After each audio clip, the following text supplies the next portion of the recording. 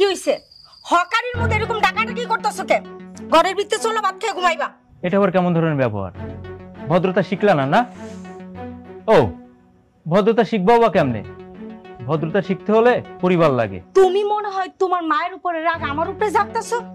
শোনো, ভুইল্লা যায়ও না, আমি কিন্তু মিজান মণ্ডলের একমাত্র মাইয়া। তুমি মন্ডলের মাইয়া হও আর জঙ্গলের মাইয়া হও, তাতে আমার কি?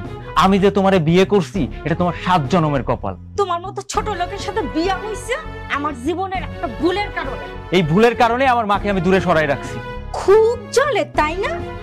1 টাকা কামানোর মুরদ নাই, এখনো তো সংসার চলতেছে আমার বাপের বাড়ির টাকা দিয়া। খুব দরদ উতলাইয়া পড়তাছে, ফুটানি মরাইতাছে। হাও দরদ? আরে আমি তো আমার মায়ের জন্য কিছুই করতে পারি নাই।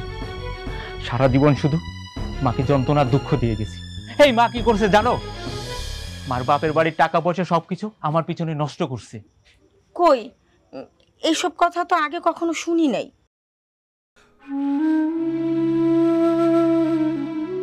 শুনলে কি করতা? হ্যাঁ, কি করতা?